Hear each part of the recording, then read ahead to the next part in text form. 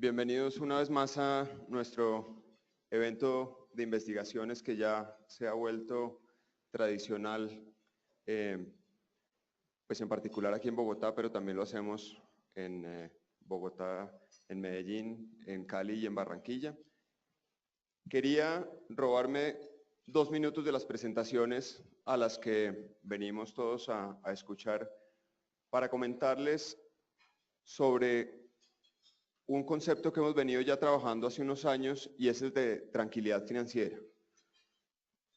Nosotros creemos que la mejor aproximación que uno puede tener de cara al mercado de capitales, al mercado financiero y al mundo de inversiones es a través de generar la tranquilidad financiera. La tranquilidad financiera recoge muchos conceptos y además recoge un concepto que le sirve a muchas necesidades dependiendo del perfil que tenga uno como inversionista. Pero principalmente la tranquilidad financiera creo yo que tiene dos grandes pilares. Uno, desde el punto de vista de con quién trabaja uno sus inversiones, y en ese sentido quiero aprovechar para comentarles algunas cifras de lo que es Credit Corp Capital. Nosotros somos parte de una corporación que hoy en día está valorizada en el mercado en una capitalización bursátil de cerca de 12 billones de dólares. Es una corporación financiera de origen peruano del tamaño de los principales grupos financieros colombianos. Esa es la holding de la que hace parte Credit Corp Capital. Y Credit Corp Capital en Colombia es hoy en día el líder indiscutible en los mercados en los que operamos. Tenemos participaciones de mercado que van del orden del 23% en renta variable, un 14% en renta fija, derivados más del 30% de participación de mercado y en divisas con participaciones de mercado del orden del 13%. Líderes en todos los mercados locales.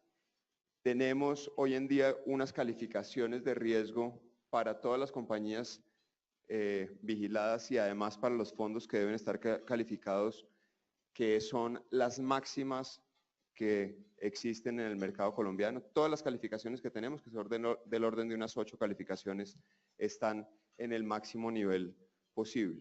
Entonces, ese para mí es uno de los pilares de la tranquilidad financiera.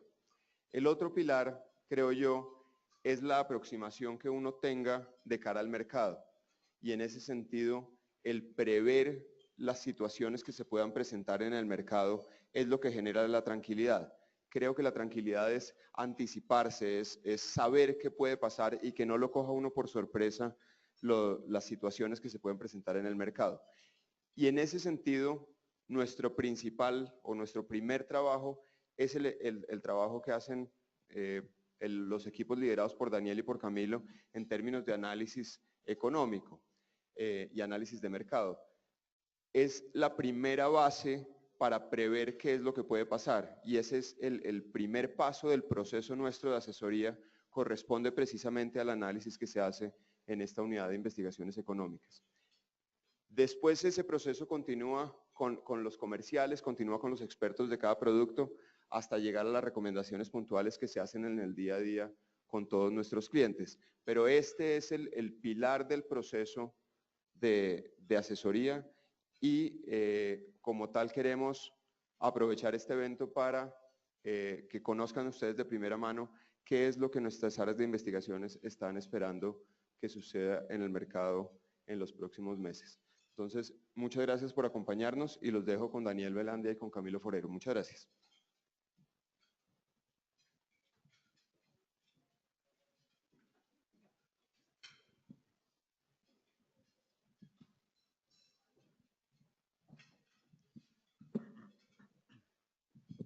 Bueno, muy buenos días a todos. Mil gracias por aceptar la invitación. Para mí es un placer, como siempre, poder compartir nuestra visión sobre la economía mundial y la economía colombiana, por supuesto. La idea de la presentación, como es usual, es hablar un poco del tema internacional. De hecho, me voy a detener un poco más de lo usual en el contexto externo, que sigue siendo realmente lo más importante para la economía colombiana en este momento. afectando en mayor medida, en particular, los activos de riesgo. Después hablaré de Colombia. Obviamente temas como reforma tributaria son el foco de la presentación. Dólar, y cierro con renta fija, y posteriormente le daremos la palabra a Camilo, nuestro gerente de renta variable. Bueno, en general comienzo como con la conclusión del tema internacional, y es básicamente que la liquidez sigue siendo la reina de los mercados. Digamos que lo más importante para los mercados siguen siendo los excesos de liquidez entregados por los principales bancos centrales del mundo actualmente. Esta tabla, con la que siempre comenzamos las presentaciones, muestra los pronósticos de crecimiento de las principales economías por parte del Fondo Monetario Internacional, y básicamente el ejercicio que suelo hacer con la tabla es: busquemos de la mitad de la tabla hacia arriba un número cercano a 3 o por encima de 3. No existe. De hecho, en particular para el 2017 no hay un número que siquiera se acerque al 3% en las principales economías del mundo. Ya de la tabla para abajo uno ve efectivamente China, India, con tasas más altas de crecimiento, pero todos sabemos que en el caso de China vamos convergiendo a un crecimiento cada vez menor, y una América Latina en recesión 2 años seguidos como un todo, y se espera hacia adelante una leve recuperación. Estados Unidos, la tercera fila de la tabla, muestra una triste realidad de cómo los economistas muchas veces somos tal vez en exceso optimistas, y la verdad que bajo una coyuntura tan compleja como la que sigue enfrentando el mundo, los desaciertos son frecuentes. En Estados Unidos ha sido sistemática la proyección, la visión de siempre un año mucho mejor el que entra que el que se va o el que va pasando. Y miren cuánto se espera que crezca Estados Unidos este año: 1.6. La proyección inicial que se tenía para Estados Unidos era casi 3% a principios de este año. Estamos hablando de 1.6%. Entonces, la verdad es que seguimos en esto que ahora se está llamando como estancamiento secular, un nuevo concepto económico, digamos, cada vez más referenciado, en el sentido en que se hacen muchas cosas para que la economía crezca más, pero resulta que estamos convergiendo a tasas muy mediocres de crecimiento y seguimos en esa tendencia. La verdad es que esto parece un déjà vu. Creo haberme parado ya lo que llevo en Credit Corp 7 años diciendo lo mismo, con la esperanza de que el siguiente año sea mucho mejor, y la verdad que la economía mundial no muestra esas señales de recuperación importante. Y obviamente todos sabemos, en los últimos 2 años, lo que ha cambiado en el escenario es que mercados emergentes como el nuestro, como Colombia, hemos enfrentado una situación más compleja de llevar tras la caída en los precios de los commodities. Entonces, esto sigue reflejando una economía mundial mediocre, como lo ha mencionado Christine Lagarde del Fondo Monetario Internacional, y no, como ponemos ahí en la diapositiva, no hay catalizadores evidentes para esperar un mayor crecimiento hacia adelante. Ahora, en un momento, entraré un poquito en un comentario sobre Estados Unidos en particular. Perdón, me devuelvo. Europa, ustedes ven cifras de 1,5, la verdad completamente estancada Europa, con un Japón que crece medio punto porcentual por año durante 4 años consecutivos. Es decir, esa es la realidad de la economía mundial hoy. Ahora, dicho eso, lo que hemos visto en este año es un incremento significativo de los flujos de inversión hacia mercados emergentes, que es lo que muestran esas gráficas. La gráfica de la izquierda muestra que últimamente han entrado más flujos a renta fija que a acciones a nivel del mundo emergente, lo que tiene sentido y es consistente con la expectativa de tasas de interés bajas por más tiempo a nivel mundial. Y la gráfica de la derecha refleja que la mayor parte de flujos que ha ingresado a mercados emergentes ha estado dirigido a Asia emergente.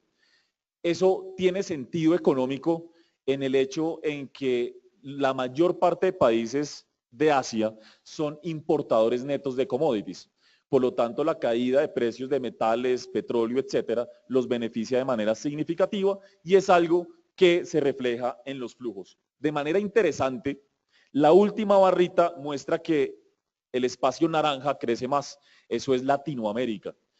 Es posible, hemos sentido recientemente por parte de nuestros clientes extranjeros como un poco más de atractivo por nuestra región, por la región. ¿Y por qué puede ser eso? Tenemos la teoría. Obviamente, por un lado está como esa expectativa de mayor recuperación de precios de commodities, pero por otro lado, importantes cambios políticos que se han producido recientemente, particularmente el cambio de gobiernos en Argentina, en Brasil y en Perú, dos de ellas claramente las principales economías de nuestra región. Ese tipo de cosas empiezan a jugar un papel y Colombia sin duda entra ahí, porque para un inversionista extranjero, un proceso de paz y una reforma tributaria sin duda son de alguna manera temas políticos bastante relevantes que tienen el potencial de cambiar al menos un poco la percepción de riesgo sobre el país. Sobre eso pues hablaré en un segundo. Entonces, ¿cómo vincula uno esa situación entre una economía mundial que no crece, pero cada vez menos percepción de riesgo a nivel mundial y más flujo hacia mercados emergentes? La liquidez. Uno no encuentra otra explicación. Si hay tantos riesgos y la economía no crece después de 8 años de crisis o del periodo de crisis, ¿por qué ser tan optimistas? Pues la verdad es que esa es la pregunta que nos estamos haciendo todos. ¿Será optimismo o será que básicamente un fondo de inversión no puede seguir estando a tasas del 0 o al 1 a 10 años porque de lo contrario no cumple con sus pasivos? Y simplemente seguimos inmersos en una economía mundial donde se invierte en activos de mayor riesgo porque no hay más opciones. Entonces digamos que esa es parte de nuestra hipótesis. La única forma, no la única, pero tal vez para nosotros la principal forma de explicar esa divergencia entre lo fundamental y los flujos y el sentimiento del mercado es la liquidez. Entonces fíjense en la gráfica a la izquierda, está la trayectoria esperada de tasas de la Reserva Federal por parte del mercado, la implícita en los mercados. Y uno lo que ve es que eso cambia materialmente para un lado y para el otro. La línea de abajo era la trayectoria esperada después del Brexit y ahora la gente dice no pasó nada con el Brexit, entonces ahora es la punteada. Pero aún así con esos cambios, ustedes ven que el mercado hoy espera que a 2 años, casi 3, la tasa de interés de la Reserva Federal esté al 1, hoy está al 0,50. O sea, el mercado está descontando 2 subidas en 3 años. La gráfica a la derecha muestra la realidad no solo para Estados Unidos, sino para todo el mundo. Es lo que espera el mercado para tasa de interés de cada uno de los principales bancos centrales del mundo. Entonces, al 2020 se espera la Fed al 1, Inglaterra al 0,5 y las tasas de Europa y Japón negativas al 2020.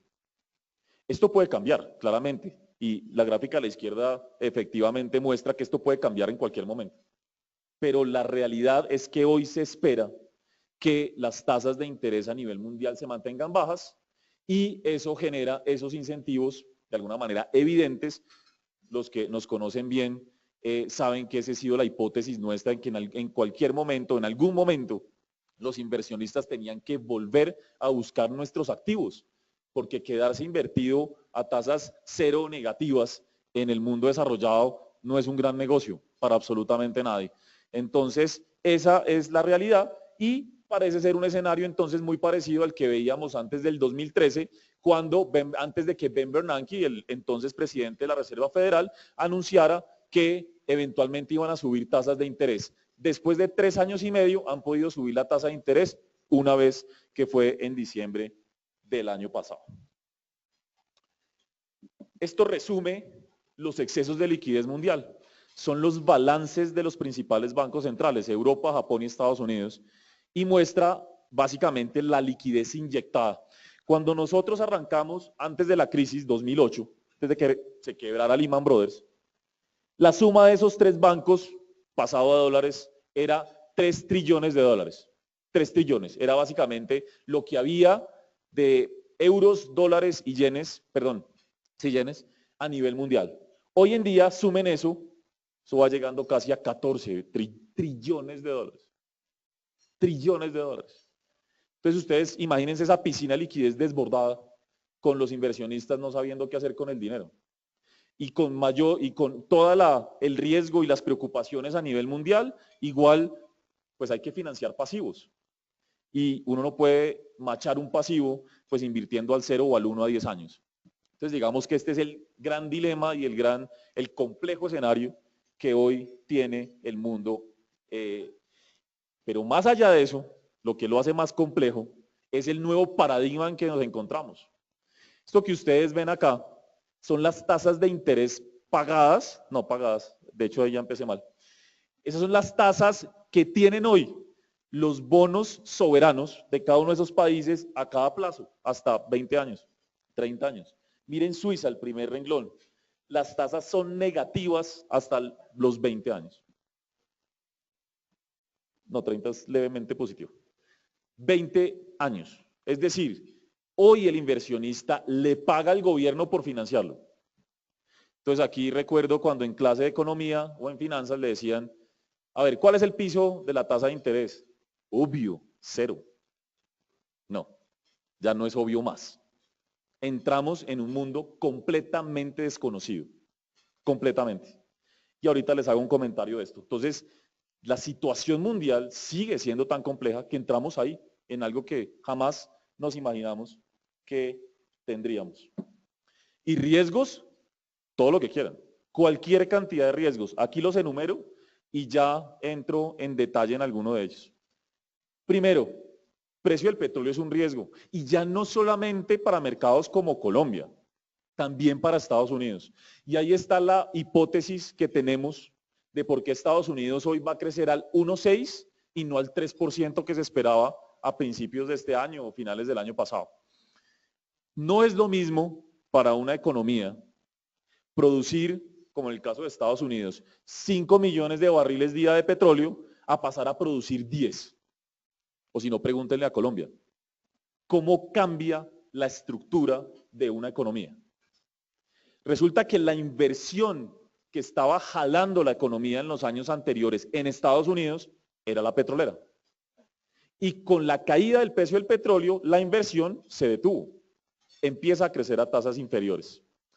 Primero, todos sabemos, segundo, que la correlación entre petróleo y dólar es negativa. Cae el petróleo, se fortalece el dólar, que es lo que hemos visto en los últimos 2-3 años. La apreciación del dólar ha sido fatal para Estados Unidos. Así como uno se beneficia, en teoría, por exportaciones, pues ellos están completamente afectados. Y a esto súmele, como es de esperarse, que las grandes compañías, las multinacionales en Estados Unidos, que tienen operaciones por fuera del país, cuando pasan esas utilidades de moneda extranjera a dólares, colapsan. Entonces las utilidades han venido cayendo a tasas significativas. Entonces un dólar fuerte, para nada, contrario a lo que pueden pensar algunos, favorece a Estados Unidos. Y ahora se suma que un petróleo bajo realmente no está favoreciendo en el neto a Estados Unidos. Entonces ha sido un doble choque.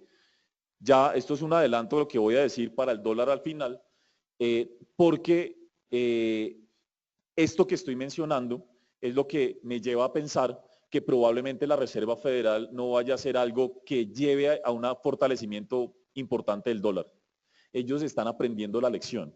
Un dólar fuerte no beneficia a Estados Unidos y le está evitando salir adelante en términos de crecimiento económico. Elecciones en Estados Unidos, 8 de noviembre. Inglaterra inicia su proceso de salida de la Unión Europea antes de marzo. China, para mí el riesgo principal de la economía mundial se llama China, ya les voy a hablar de eso, y unos riesgos que voy a mencionar de las tasas de interés negativas que acabamos de mostrar. Elecciones de Estados Unidos. El Brexit y el plebiscito en Colombia nos enseñaron que cualquier cosa puede pasar. Y nos enseñaron a leer con mucho cuidado las encuestadoras. Hoy en día las encuestas le dan a Hillary Clinton una ventaja de más o menos 9 puntos.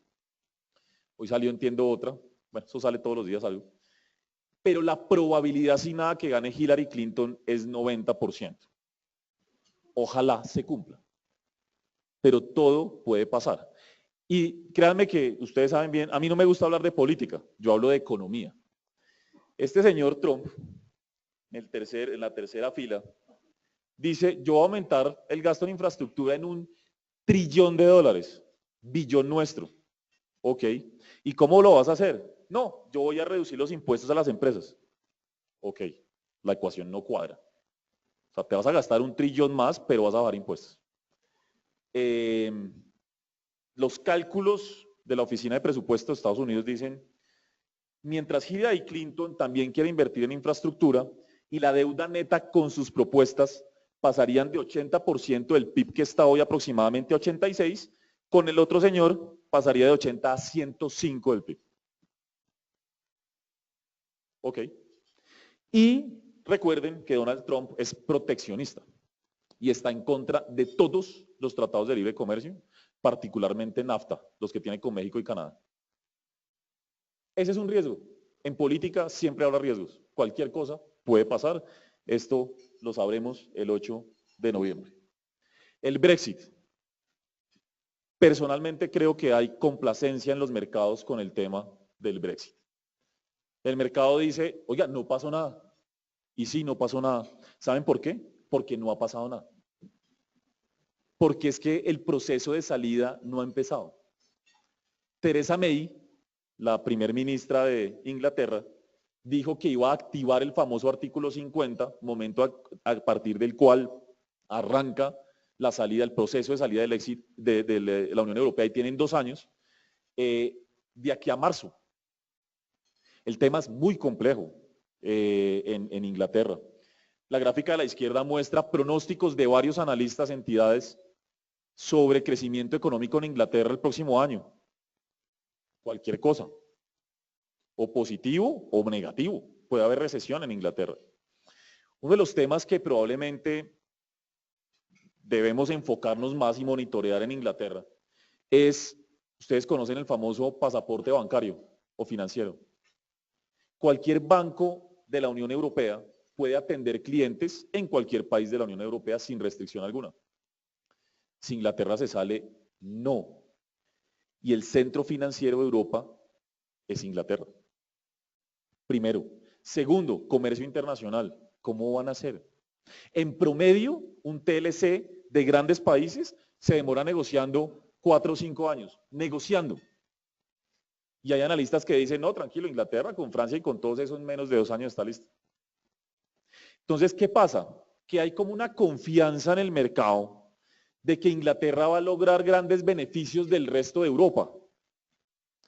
Para no verse afectado como región, hay mucho analista que considera, hay un consenso que considera que a Inglaterra le van a dar, de hecho no va a pasar nada, y le van a renovar su pasaporte bancario. Es como si no estuviera en la Unión, pero sí, con los mismos privilegios. Yo creo que políticamente eso no es tan fácil. ¿No les parece que si no castigan a Inglaterra es el peor precedente para la Unión Europea? Después arranca la filita de países queriendo salirse, porque saben que se pueden salir, pueden emitir moneda, su banco central, pero sigamos como si nada, con los mismos privilegios de inmigración, de comercio, de financiero. El tema no es económico, para variar, político. Complicado. Es decir, este escenario también hay que monitorearlo, y creo que hoy en día los mercados no es que estén así muy atentos al tema, porque precisamente no ha habido mucha información. El tema China. La gráfica a la derecha creo que es bastante diciente. ¿Cuál es el riesgo de China? El riesgo puntual de China es el endeudamiento tan alto que tiene. Estamos hablando de un endeudamiento que supera 200 puntos del PIB. Y lo que ustedes ven en esa gráfica a la derecha es, en el caso de Japón, Tailandia y España, el nivel de endeudamiento que se alcanzó cuando se reventó la burbuja de crédito y hubo crisis financiera. Miren dónde va China. Entonces, aquí yo no estoy diciendo, y eso que quede claro, no estoy diciendo que China se va a reventar. ¿Cuál es la ventaja de China? La ventaja de China es que es un país con un gobierno autoritario. ¿Y por qué es una ventaja? Lamentablemente es una ventaja en este caso porque puede salvar a los bancos y a todo el mundo como quiera y rápido. Ese es el escenario base del mercado. El mercado está confiado, de alguna manera, en el hecho en que China, con unas reservas de 2 trillones de dólares y con el gobierno como actúa, que es autoritario, puede salvar a cualquier entidad sin mayor traumatismo. Ese es el escenario. Pero lo que hay que dejar planteado es que una economía tan endeudada en algún momento debería tener que desapalancarse. No hablemos de crisis, hablemos de que si a una empresa o a una persona no le cabe un peso de deuda más, pues lo normal es que deje de endeudarse. Y cuando uno deja de endeudarse, deja de consumir o de invertir y por tanto la economía se desacelera. Entonces el riesgo es lo que llamamos un hard landing. Que no pase lo que el mercado está esperando, de China crezca este año 7, el próximo año 6,5, después el 6, después el 5, sino que pasemos un día del 7 al 4 y el impacto sea importante. Insisto, el escenario base hoy del mercado, es que las autoridades van a ser capaces de hacer que esta transición a un menor endeudamiento sea bastante ordenada y sin muchos traumatismos. Pero un riesgo evidente y diría que uno de los más grandes del mundo por obvias razones. El paradigma de las tasas de interés. Entonces, quiero enfocarme solamente en un par de cosas que están en la parte baja de la tabla. Esta presentación va a ser de ustedes. Ah, eso se me olvidó. Creo que les dieron un papelito donde pueden tener la dirección para descargarla a partir de hoy. Y de paso les aprovecho para pedirles llenar las encuestas para recibir retroalimentación, que es muy importante para nosotros. Cierro paréntesis. La parte de abajo muestra qué riesgos tiene las tasas de interés negativas. Lo primero, una economía surge o está para tener tasas positivas. Entre otras cosas por algo netamente macroeconómico. El modelo macro le dice a uno, si yo tengo tasas de interés negativas, pasa lo que está pasando y es que se empieza a invertir en activos riesgosos que tal vez en otra ocasión no haría. Y no estoy hablando solamente del mercado, estoy hablando de proyectos de inversión, digamos, reales. Y segundo, si yo tengo tasas de interés bajas o negativas por mucho tiempo en la economía, pues incentivo el consumo. ¿Yo para qué ahorro si no van a pagar nada por el ahorro? Entonces consumo todo. ¿Y el ahorro para el consumo futuro dónde queda? Complicado. Segundo, lo que les decía de fondos de pensiones, por ejemplo. Pongámonos en el pellejo de un fondo de pensiones en Alemania, donde la población envejece rápidamente, entonces hay unos pasivos que cubrir y resulta que uno debe coger esos pasivos de largo plazo y traerlos a valor presente para saber cuánto valen, ¿cierto? ¿A qué tasa los descuento? La tasa libre de riesgo es 0 o negativa. ¿Cómo hago? ¿Cómo meto eso en el modelo? Entonces uno dice, no, meta una positiva, así sea pequeña. Listo, métale 0,10. ¿A dónde tiende eso? A infinito. Cada vez suben más los pasivos valorados con las tasas de hoy. ¿Y cómo sale el fondo de pensiones alemán a fondear eso que cada vez sube más? Con tasas negativas. O sea, de verdad, si ustedes están preocupados por las pensiones de ustedes y futuras nuestras, menos mal no estamos en Europa. Aquí por lo menos estamos lejos de una situación de esas y por lo menos nuestros test rentan al 7. Pero allá la cosa es difícil. Y de eso entonces se deriva lo que les comento de valorar activos, se está volviendo en esos países todo un reto. O sea, se está poniendo hasta en prueba las finanzas modernas. O más bien no son modernas, más bien las finanzas. Es un tema que claramente en Colombia no vivimos, pero en esos países empieza a ser realmente algo objeto de discusión importante, a nivel académico sobre todo. Y como resultado, particularmente la línea de arriba, la conclusión de todo esto es, tenemos amplia liquidez, no se ve por dónde puedan bajar tasas de interés y tenemos un nivel de endeudamiento mundial histórico.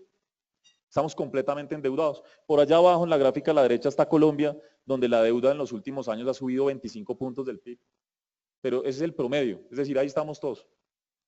Entonces, claro, esas tasas bajas han incentivado endeudamiento y la pregunta es esto cuando se devuelva o cómo se va a devolver. En conclusión, muchas preguntas sin responder. Ojalá tuviéramos la respuesta, pero llevamos 8 años en las mismas. Ustedes recuerdan que hace 8 años, cuando empezaron a emitir dólares a lo loco, la Reserva Federal, algunos decían, uy, esto va a ser terrible porque va a haber una inflación galopante en un par de años. Han pasado 8 años y todavía estas economías pelean con la deflación. Estamos en un mundo completamente desconocido y hay que tenerlo en cuenta, y esto es un reto para las autoridades. Pero la conclusión entonces es que al final nosotros vamos a ver bastante liquidez y seguramente eso va a seguir favoreciendo los activos de riesgo. Todos los riesgos que les acabo de mencionar a nivel mundial deben implicar eso, que la liquidez va a seguir siendo abundante por mucho tiempo, y eso al final sigue beneficiando activos de riesgo como TES, como acciones, etcétera, etcétera, en países como el nuestro. Espero que haya quedado en general un poco claro nuestro view del tema internacional, y eso tiene además un doble propósito, porque espero que ese haya sido el momento mínimo del estado de ánimo de la presentación, para que al pasar a Colombia nos demos cuenta de que si creemos que en Colombia hay problemas y retos, también afuera la tienen peor, bastante peor, la están pasando muy mal. Cuando uno mira esta gráfica de la región, pues no nos olvidemos de nuestros vecinos modelo. Venezuela, un PIB que cae al 10%, o sea, eso no tiene no tiene evidencia, digamos, en el pasado en países que hayan enfrentado algo como lo que enfrenta Venezuela. Una inflación, pues aquí todos estamos preocupados, todo relativo al final, ¿no? En la vida, yo siempre digo, en la vida, en la economía, en todo. Aquí nos preocupamos claramente con una inflación del 9, el 8, el 7, pero con un banco central independiente que hace la tarea. En Venezuela la inflación está en el 500%. 500. Brasil, una contracción severa. Ecuador, Argentina. Para acabar de completar 3 de esos vecinos nuestros. ¿Y qué pasa con Colombia? Esta es la foto inicial. La segunda tasa de crecimiento más alta de la región. Y si el próximo año se cumplen los pronósticos, estos pronósticos son del mercado, no los nuestros todavía, es la segunda más alta tasa de crecimiento de la región. Ayer salió un informe que, para ser honesto, me dejó también como sorprendido. Creo que fue el Banco Mundial, salió hoy en los medios referenciado. El segundo mejor país para hacer negocios en Latinoamérica, Colombia, después de México. Y me preguntan, oiga, pero ¿cómo es posible que quedemos por encima de Perú y Chile? Yo digo, fácil, porque Perú y Chile han tenido unos presidentes para olvidar en términos económicos. Humala, ya hubo el cambio, ahí se espera que recupere Perú, y Bachelet, todo el mundo cuenta las horas para que se vaya.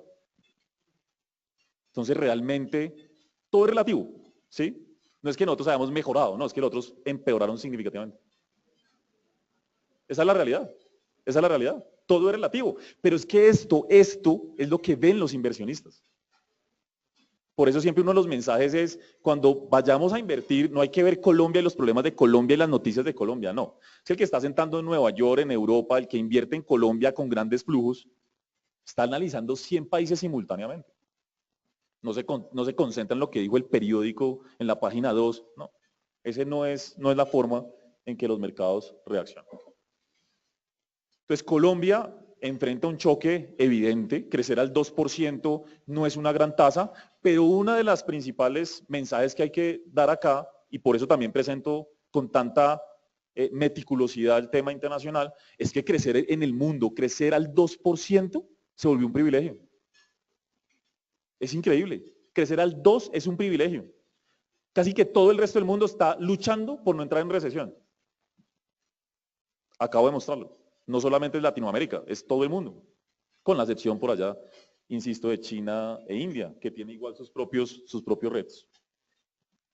Está claro, ¿no? Del título, creo que va a mencionar las dos palabras reforma tributaria unas 80 veces de aquí en adelante, porque es lo clave para que esto que ustedes ven acá, que Colombia se siga, digamos, mostrando como un país relativamente saludable frente al resto de la región, se mantenga. Eso creo que está clarísimo y es un consenso total de inversionistas y economistas, tanto locales como externos. Me gusta comenzar con el balance de riesgos en Colombia. Los menciono muy rápido para entrar en detalle en alguno de ellos en un momento. La balanza lo primero que muestra, intenta reflejar es claramente los factores negativos están pesando más hoy. Y me refiero tanto en términos económicos como tal, los datos de una desaceleración de la economía, como en sentimiento. El sentimiento es claro que a nivel del consumidor y empresarial ha venido reduciéndose. Empecemos por los positivos. Lo primero, la economía ha aguantado de una manera notable. Ya les voy a mostrar una gráfica. Pero Colombia puede ser uno de esos casos de estudio, sin miedo a decirlo. Que haya caído un 50% el precio del principal commodity de exportación o producto de exportación, que era casi un 70% de exportaciones, y el país no entre en recesión, eso no es normal. No es normal. Ya les muestro ya les digo un poco las hipótesis alrededor de eso. Segundo, está el programa de infraestructura de cuarta generación de carreteras que va bien. Lento, pero seguro. Y créanme que es mejor lento que seguro, que rápido y nada al final, como nos pasó en los últimos 30 años. ¿Sí? Entonces, afortunadamente desde el punto de vista económico, están esos proyectos de infraestructura. Nosotros estimamos que este año 4G le aporta 0.2, 0.3 a la economía, no es mucho, pero el otro año puede ser hasta 0.7. O sea, hay un colchón importante de crecimiento económico para Colombia el próximo año, ya les hablo de eso. Lo de Reficar, recuerden que la refinería de Cartagena reabrió operaciones después de estar cerrada 2 años en noviembre del año pasado. Fue el momento, el timing perfecto, fue coincidencial, pero fue perfecto. Porque abrió Cartagena, ayudó a la industria, abrió con doble capacidad, bueno, ustedes ya conocen más o menos el tema, y este año le va a aportar casi medio punto de crecimiento a la economía. O sea, sin Reficar, este año creceríamos entre 1,5 y 2, incluso menos. Entonces digamos que eso fue algo positivo, obviamente muy temporal este año, pero fue importante. Y uno de los activos más valiosos, si no el más, que tenemos hoy, es un gobierno comprometido con las cuentas fiscales, hasta hoy. Vamos a ver qué pasa de aquí al 20 de diciembre. Pero hasta hoy está comprometido y es el activo principal hoy de Colombia. De lo contrario, los TES no estarían al 7, el dólar no estaría a 2.900, etcétera, etcétera. Entonces digamos que eso es importante hasta hoy. Negativos, los conocemos, un hueco enorme en cuentas fiscales que nos lleva a la reforma tributaria, un hueco enorme en balanza comercial por caída de exportaciones petroleras, el gasto público como resultado se está desacelerando materialmente para cumplir con la regla fiscal y por tanto la economía se desacelera, y de moño, con todos estos problemas se nos sube la tasa de cambio a 3.500 por allá en enero, la inflación llega al 9 y el banco sube tasas a niveles que jamás nos imaginamos de casi 8%. O sea, es la tormenta perfecta para un país que claramente es una tormenta que han enfrentado casi todas las economías de la región en los últimos años por caída de precios de commodities. Y la polarización política, no voy a hablar de política, lo prometo, pero la polarización nos está afectando muchísimo. Es una realidad. Hay cierto optimismo después del no en el plebiscito, de que por fin se sentaron todas las partes a hablar después de 4 años. Y eso sin duda es un avance, sin duda. Porque algo que es difícil de explicar, créanme, que es difícil de explicarle a un inversionista extranjero cuando nos preguntan, oiga, no entiendo. En Brasil, Argentina, Ecuador, Bolivia, Perú, hasta Chile hoy, todo el mundo peleando contra la izquierda. La derecha se une contra la izquierda y ustedes están peleando entre la derecha. Sí, y claro, uno entra a explicar, pero bueno, uno empieza a explicar hasta lo inexplicable, muchas veces. Lo intenta uno.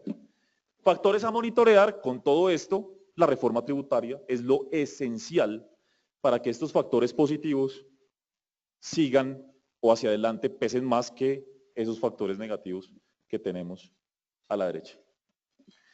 Entonces la economía se está desacelerando Fíjense que a veces uno suena optimista, pero pasar de crecer al 4, del 4 al 2, no es para nada bueno. Lo que pasa es que en términos relativos quiere decir que el ajuste está siendo, como llamamos los economistas, y se volvió una palabra famosísima después de la crisis, el ajuste es ordenado. O sea, sin mayores traumatismos, más allá de pues, sectores impactados directamente como el petróleo. Pero por lo demás es ordenado. Entonces, ¿cómo está respondiendo la economía ante este choque de precios del petróleo? Como se esperaría. Primero, el gasto fiscal se desacelera significativamente. Ustedes ven por allá abajo, consumo público, crecía al 3,4, crece al 1,8, la expectativa nuestra es 0,9 solamente de crecimiento del gasto público este año. Entonces sigue creciendo para una tasa muy baja, de tal manera que se cumpla con la regla fiscal. Segundo, el consumo privado responde a una inflación absurdamente alta, históricamente alta, digamos, en los últimos años en Colombia, que quita poder de compra. Segundo, mercado laboral que, como es de esperar, se deteriora y va a seguirse deteriorando por un tiempo. Y tercero, unas tasas de interés mucho más altas del Banco de la República, que encarece el crédito, y mucho más altas de lo que esperábamos. Y tercero, la inversión se afecta por la inversión petrolera, la inversión minera, y porque el tipo de cambio, ustedes como empresarios lo saben muy bien, el tipo de cambio ha encarecido de manera increíble los bienes de capital, que al final son la inversión, y por tanto la inversión también se ha visto muy afectada en ese sentido. El ciclo político, nunca olviden esto. Yo siento personalmente que muchas veces se le olvida a algunos analistas considerar el ciclo político. No sé por qué a veces no aparece o aparece muy pocas veces mencionado. Este año 2016 es el primer año de alcaldes y gobernadores. Y siempre pongo el ejemplo de Peñalosa. Peñalosa tiene cualquier cantidad de buenas ideas o ideas, digamos, que pueden ir en el camino correcto, y la infraestructura y el metro y todo lo que uno quiera. Pero este año, ¿qué se ha hecho? No mucho. Pero no es porque no quieran. Eso es normal en cualquier país del mundo, que el primer año es de aprendizaje, de planeación, y que uno no va a empezar a ejecutar lo que dejó el anterior, y más si el anterior era, bueno, otra persona muy diferente. Entonces uno tiene que cuidarse, digamos, en ese sentido. El primer año es normal. ¿Dónde arranca la ejecución dura? Segundo, el segundo año, o sea, el 17. Entonces, hay que considerar que parte de la desaceleración del crecimiento en el primer año de gobierno, 2016, es también explicado por ese ciclo político, es importante. Estas gráficas que tomé prestadas, me imagino que él se enterará después, de la presentación de Juan Pablo Zárate, del codirector del Banco de la República, muestran en el eje horizontal el crecimiento de la economía. Colombia es el que está ahí en el círculo. Y en el eje vertical, la caída en exportaciones. O sea, entonces está midiendo cómo ha respondido el crecimiento de la economía a la caída, al choque externo. Primero hay que decir que este choque externo es el más fuerte en la historia de Colombia. El más fuerte. Dicen que esto solamente puede llegar a ser comparable por allá con la Gran Depresión de los años 20 en Estados Unidos, pero no hay muchas cifras para comprobarlo. Entonces, este es el choque más fuerte. Y Colombia cae menos en PIB que otros, o se desacelera menos. O dicho de otra manera, uno lo puede leer como que está desacelerándose a un ritmo de países que están mucho más arriba, que tuvieron un impacto mucho menor en sus cuentas externas. ¿Cuál es la hipótesis que yo tengo? Tal vez la he mencionado. Yo tengo dos. Una de corto plazo, o sea, reciente, y otra estructural. Empecemos por la estructural, que para mí es la más importante. Para mí Colombia de alguna manera son como un país con muchos países por dentro, en muchos sentidos. Económicamente, por ejemplo. Económicamente uno ve que todas las regiones dependen de sectores diferentes.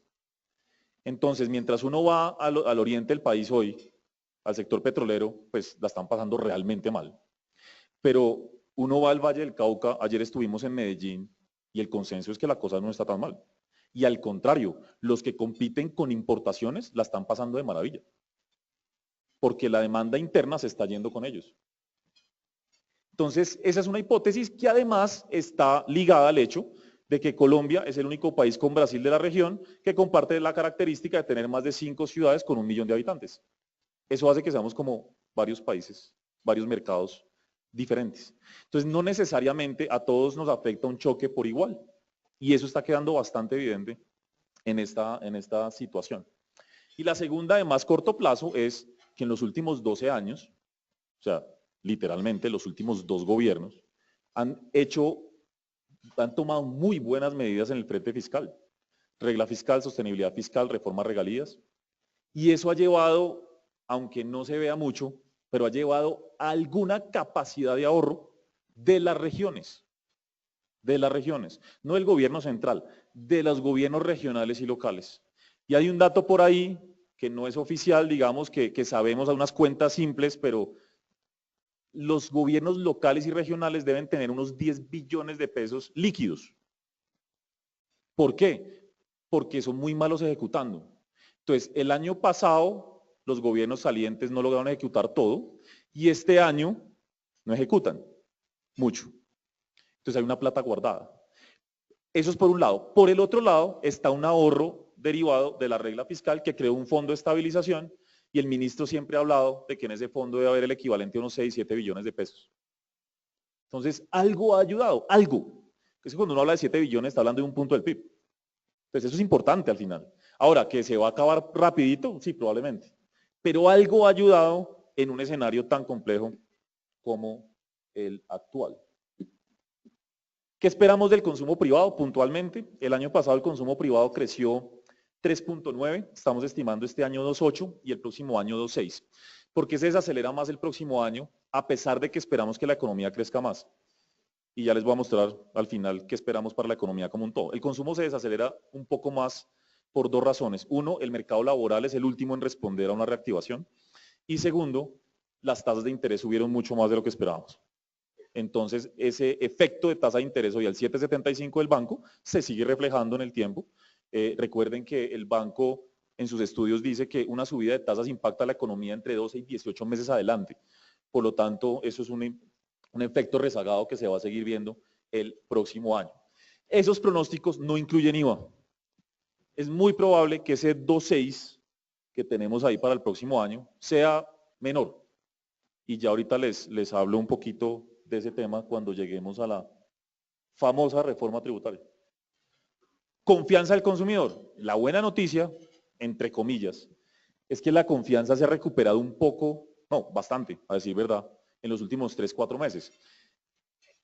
Para que se hagan una idea, porque esto es un índice, esto no es como un valor muy que diga mucho. El promedio histórico de la confianza del consumidor en Colombia es 14. Llegamos a menos 20 por allá en mayo. Hoy está bordeando el 0. Entonces ha habido una recuperación significativa. ¿A razón de qué? Una de las hipótesis es la tasa de cambio. La tasa de cambio afecta considerablemente confianza por muchas razones, pero en particular porque es un impacto directo de la inflación. Entonces se ha visto una correlación muy fuerte entre confianza y esto. Pero también hay que reconocer la polarización política y el tema político.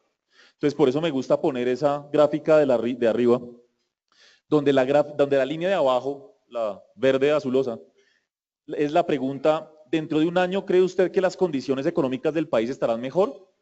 Y la de arriba es, ¿cómo ve usted la condición económica de su hogar en un año? Recuerden, el país siempre está peor que uno. Siempre, siempre. Y yo me sorprendo cada vez que viajo a otras ciudades. Porque el sentimiento, el periódico es, no vamos para ningún lado. Pero el empresario, ¿sabe que este año no ha sido malo? Es realmente, eso se ve reflejado ahí. Desde el punto de vista económico, ¿qué respuesta es la que en teoría importa? La de arriba. Es que uno no toma decisiones por el proceso de paz. Pues probablemente en algunos sitios, pero no en las grandes ciudades. ¿Sí? Entonces, la línea naranja, claro, ha caído, pero no de la manera en que lo ha hecho el índice total. Y hay ciudades, la verdad nadie me supo decir ayer en Medellín, hay ciudades donde hay una recuperación increíble de la confianza, particularmente Medellín, en septiembre. No sé qué pasó en septiembre, honestamente. Pero hubo un rebote significativo y Barranquilla también. Esto no refleja ni plebiscito ni reforma tributaria. Uno sí esperaría que esta confianza vuelva a caer, básicamente por el tema del IVA en la reforma tributaria. La inversión se está afectando, va a ser por primera vez negativa desde el 2009, esperamos una contracción de medio punto, y el próximo año podría recuperarse básicamente por las obras de infraestructura de cuarta generación y por el mayor gasto público, el que les comentaba, por parte de las regiones. Entonces aquí entro un segundo, bueno, un segundo, mis segundos son largos, entro un momento a el tema de 4G. Uno habla con todos los jugadores de 4G y le dicen de todo. No, esto no va, esto no sé, no pasa nada, esto va lento, no sé qué pasó con los cierres financieros, la plata de Isagen se perdió, de todo.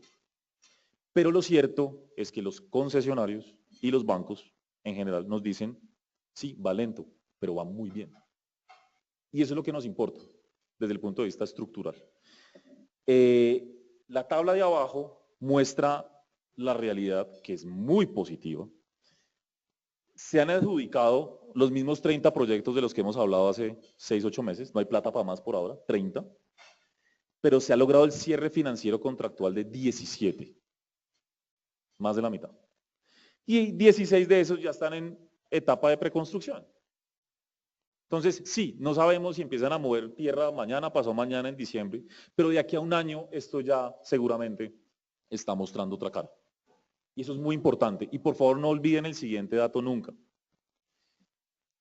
Esos 30 proyectos en valor, en CAPEX, son 2.5 veces lo que logramos hacer en carreteras desde el 90. O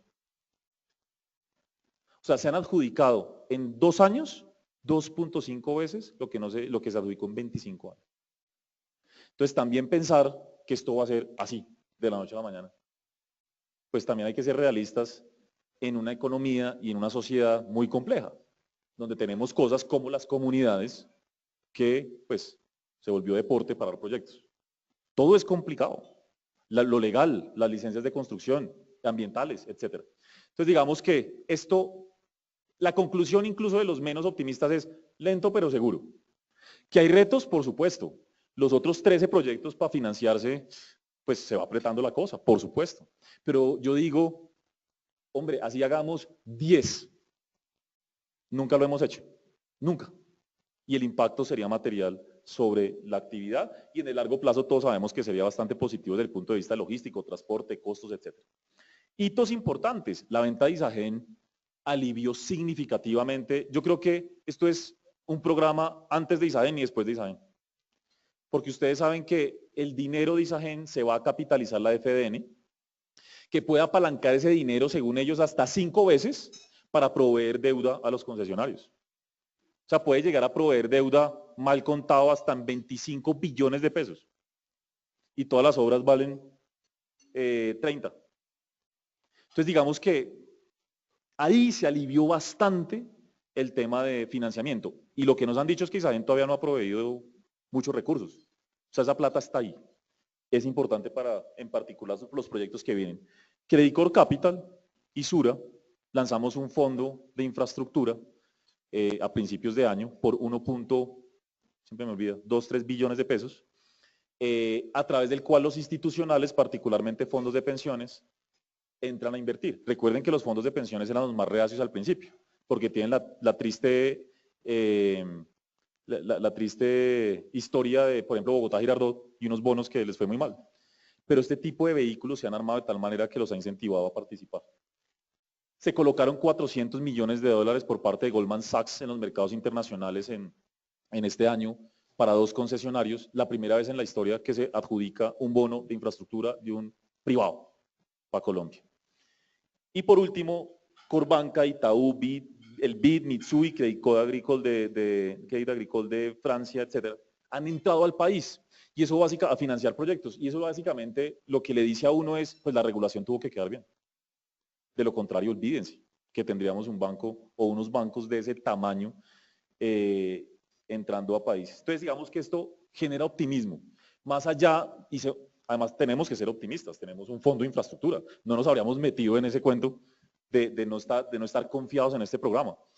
El punto es efectivamente si es mañana pasado y el impacto se ve de manera importante en el corto plazo. Pero como les digo, 4G, esto puede aportar casi 0.7 hasta 0.7 de crecimiento económico el próximo año. Y esta gráfica, que no aspiro ni mucho menos a que alcancen a ver, solo espero que vean los punticos, precisamente muestra el comportamiento divergente de la industria colombiana.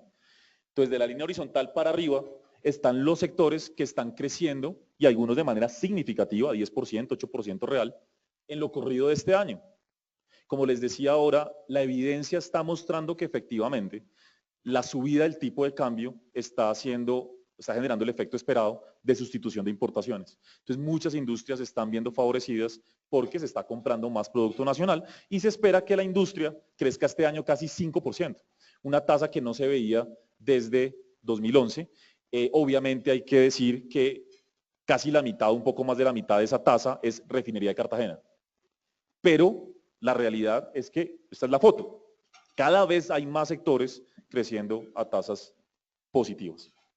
En resumen, en el tema, digamos, de actividad económica, uno ve una economía que este año puede crecer alrededor del 2.3, un pronóstico que hemos mantenido todo el año, y 2.7 el próximo año. Hay un sesgo bajista. ¿Por qué? Puede ser algo menor en ambos años. Este año, el paro de julio fue fatal. Dejó un hueco de crecimiento difícil de recuperar. Lo que pasa es que no lo hemos podido contabilizar. Es muy difícil. Ya con el siguiente dato que tengamos de actividad, de comercio, industria, etcétera, vamos a poder hacer el cálculo. Pero fue fatal. Y como siempre ustedes saben, ¿quiénes son los que se afectan? Siempre las personas de menores ingresos. Se afectó el consumo, se afectaron, digamos, capacidad de compra porque son salarios que se pagan diario, en fin, una cantidad de cosas. Fue fatal, fue muy triste lo de julio. Ojalá no se repita y ese riesgo está ahí porque ya empieza con el tema de la reforma tributaria a haber ambiente otra vez de ese tipo de situaciones. Entonces el riesgo es bajista y para el 2017 el riesgo también es bajista porque hay que incorporar la reforma tributaria final. Entonces el impacto particularmente en IVA hay que medirlo, no es fácil de medir, ahorita les doy como un numerito. Ahora, la buena noticia es que la confianza empresarial, que es la que está arriba, la línea verde, sí se ha desacelerado, pero comparen ese punto con el 2009, de la crisis financiera. Estamos lejísimos, lejísimos. Y uno dice, bueno, pero ¿qué sostiene o qué sectores sostienen la confianza alta? En la gráfica a la derecha más o menos se ve agricultura, comercio e industria. Entonces ahí viene otra vez la hipótesis que decía que es que una situación X a Colombia no tiene por qué afectarlo de manera igual alrededor de sectores o regiones. Y por tanto, créanme, así a uno le parezca increíble, esa confianza es una de las más altas de la región, de las más altas. ¿Se puede seguir desacelerando? No sé, yo esperaría que no, porque la reforma tributaria es pro firmas o pro mercado, desde el punto de vista de las empresas. Pero bueno, eso siempre es susceptible o de mejorar o empeorar, pero estamos en una situación que nos está diciendo, oiga, la economía se está desacelerando, pero la cosa no es tan grave y es manejable hasta el momento. Pero entonces, después de eso y de algo que puede sonar optimista, pues hay que hablar de la realidad. Y es que sin una reforma tributaria, sin la reforma tributaria, no cualquier reforma, olvídense de los pronósticos que acabo de hacer. Olvídense de todos los pronósticos que les voy a decir en esta conferencia. Porque además calcular el escenario malo, bien difícil. Pero ahorita ya les diría qué puede pasar. El hecho es, no olvidemos nunca, y la verdad veo lastimosamente, que por más que se intenta, digamos, hacer caer en cuenta a todo el mundo, los medios de comunicación lo han hecho, lo han intentado, la gente todavía no incorpora completamente esto. Obviamente ustedes sí, pero me refiero en general el país no está 100% alineado con esta situación. El hueco fiscal viene de esto. Esta es la gráfica que resume la situación colombiana. El gobierno perdió 3 puntos del PIB en ingresos fiscales derivados de petróleo, que eso era básicamente dividendos de Ecopetrol y renta de las empresas petroleras. 3 puntos del PIB traducido a pesos son 21 billones de pesos al año. 21. ¿Cómo recupera uno? ¿Cómo hace uno para seguir creciendo y mantener el gasto de salud, educación, guerra, más bien defensa, perdón, cualquier cantidad de cosas, todo, y sí, y lo que toca pagarle a otros para que funcione todo? ¿Cómo sostiene uno ese nivel sin una reforma tributaria? habría que recortar el gasto público 20 billones de pesos. No hay chance. No existe. Y no existe el país que lo haga. No existe. Entre otras cosas porque recordemos que el Congreso es el que aprueba todo. No existe, es que no he visto el primer país que haga una cosa de esas. Y cuando lo hacen es porque están contra las cuerdas y no hay otra opción. Pero no existe. O sea, seamos realistas, no existe. Entonces, un hueco enorme y por el otro lado, un hueco enorme en las cuentas externas que hay que corregir. El déficit en cuenta corriente, que básicamente es el que recibe el tema de la caída de exportaciones, era 12 billones de dólares y pasó a 19 billones el año pasado. Ya está corrigiendo. En la gráfica a la derecha se ve ya una caída que ha sido bastante saludable. Las exportaciones cayeron 20 billones de dólares. O sea, el ejercicio que hay que hacer aquí es que el país recibía 60 billones de pesos, casi 10 puntos del PIB en ingresos de exportaciones, y se esfumaron. Se esfumaron por el petróleo, por el precio del petróleo.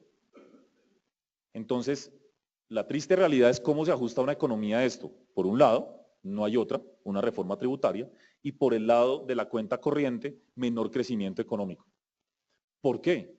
Porque si yo quisiera mantener el mismo nivel de gasto de hace 3 años cuando el petróleo estaba a 100, pero me está entrando 60 billones de pesos menos a la economía, pero mantengo el gasto, ¿qué estoy haciendo? Endeudándome. Si yo tengo menos ingresos y mantengo el gasto, y el endeudamiento se vuelve insostenible si no hacemos la reforma tributaria. Entonces digamos que ahí está la parte que ya empieza a sonar no tan buena, ¿cierto? Este esquema lo hemos puesto desde marzo en nuestros reportes. Seguramente algunos ya se lo conocen de memoria, pero es que está más vigente que nunca.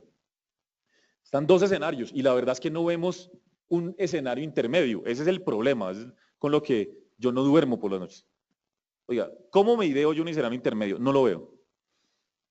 Está el escenario bueno, que hay que decir es el escenario con seguridad que está descontando todo el mercado. Otra vez, TES al 7, dólar al 2.900. Eso está incorporando credibilidad en las autoridades económicas. Credibilidad en que la reforma tributaria pasa. Eso es lo que está descontándose ahí. Ese es el escenario base nuestro también. ¿Por qué es tan importante entonces la reforma estructural? Entonces, ajusta cuentas fiscales y externas, como mostré. Además, le abre un espacio, a mi juicio, significativo al Banco de la República para bajar tasas. Eso es importante. Porque es que el banco, entre otras cosas, subió tasas porque el gobierno no hizo la tarea. El banco no quiere que esta economía se recalente y sigamos consumiendo cuando no tenemos ingresos. El momento en que el gobierno ajusta, no es el gasto en este caso, pero ajusta ingresos del sector privado, el banco puede tratar de compensar o debe intentar compensar lo que se pierde de actividad por la reforma tributaria vía monetaria. Entonces se abre un espacio enorme de reducción de tasas y eso es importante. Y lo más importante, lo que está en negrilla, mantener la calificación soberana. Esto se volvió ya como pues todos los días hablamos de lo mismo. El ministro arranca todos los días sus sesiones en el Congreso con la presentación al Congreso de qué es el grado de inversión y por qué es importante. Y créanme que si no hay una reforma tributaria que le guste al mercado y a las agencias calificadoras de riesgo, los costos van a ser mayores que el pago de impuestos. Se los aseguro. Y aquí no es que uno sea pro algo, no, es que esa es la realidad del mercado. Una tasa de un título como TES en Colombia, que está al 7%, perfectamente puede estar al 10 u 11% si hay amago de perder el grado de inversión. Eso tiene que quedar clarísimo. Y no me quiero imaginar a dónde se va el dólar. Entonces, resulta, les voy a decir esto, que puede ser el caso extremo. El IVA al subirse puede afectar la inflación en máximo un punto, máximo, medio punto estamos estimando nosotros, más o menos medio punto, un punto de la inflación por una sola vez. ¿Dónde se pone la inflación? Si gracias a que no hay credibilidad en el mercado se van todos los flujos y el dólar se va a 3.500. ¿A dónde se puede ir la inflación? simplemente de pronto ya no converge al 4 que estamos esperando todos en el mercado el otro año, sino que queda pegada al 6. Entonces, ¿qué salió peor? Cuando en teoría se está tratando de proteger a las personas de bajos ingresos, aquellos que dicen que no se debe subir el IVA. Y si el gobierno termina financiándose al 9 o al 10, pues imagínense los corporativos, que tienen que siempre pagar una tasa superior a la del gobierno. O sea, el tema es delicado y por eso pongo el escenario negativo. El escenario negativo es que la reforma se diluye significativamente en el Congreso, que la cosa no va, en particular, obviamente ese riesgo se aumentó tras la victoria del no en el plebiscito, donde claramente Santos ha perdido capital político, y quedamos al borde de perder el grado de inversión. Nuestro escenario, aquí hago una aclaración, nosotros tenemos triple B. Una bajada de una nota no es perder el grado de inversión, eso lo dejo claro, no es perderlo. Quedamos en triple B menos, pero una siguiente sí nos sacaría. Y el punto es que mi tesis, que es lo que está escrito ahí, o nuestra tesis en Credit Corp, es que si se baja una vez la calificación, ahorita en diciembre o enero, porque no gustó la reforma, es porque quedó pendiente la tarea. O sea, una calificadora no dice, uy, lo hiciste mal, te dejo el triple B menos y me olvido. No, triple B menos y tienes otra vez 6 meses para hacerla. Entonces quedamos en las mismas. De hecho, quedamos mucho peor. Y no quiero hablarles de 4G. ¿Qué pasa con el costo del financiamiento de los proyectos donde nos va en la calificación? Por eso les digo, medio váyanse olvidando de muchas cosas que he dicho, o cambiaría drásticamente el panorama si la reforma tributaria no es aprobada en el Congreso. Entonces, el escenario bueno es realmente bueno y el escenario malo es perverso. Porque básicamente a nosotros nos empezarían a comparar con Brasil. Con Brasil, así de simple. La única diferencia que uno encuentra entre Brasil y Colombia hoy, porque no nos pasó lo de Brasil, porque no nos ha pasado lo de Brasil, es porque hay credibilidad en las instituciones económicas. Llámese gobierno con la regla fiscal, Banco Central, Superintendencia Financiera. Pero hoy en día con este problema, básicamente la credibilidad está puesta en la regla fiscal. Si no se cumplen las cuentas fiscales, el argumento va desapareciendo.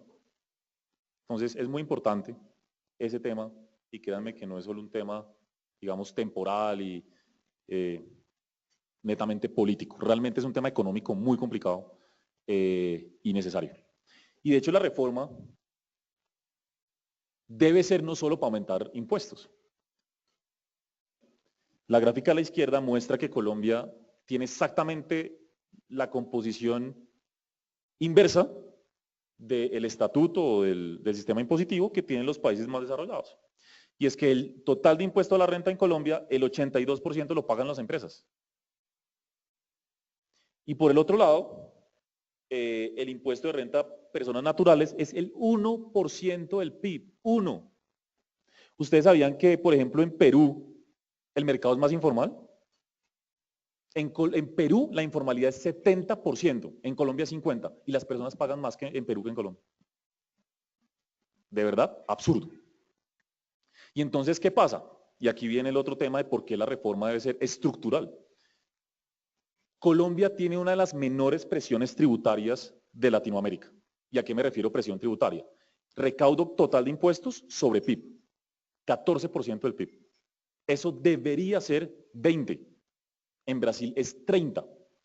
¿Cómo explica uno que Colombia, teniendo una de las tasas de impuestos más altas del mundo para las empresas, tenga uno de los menores recaudos?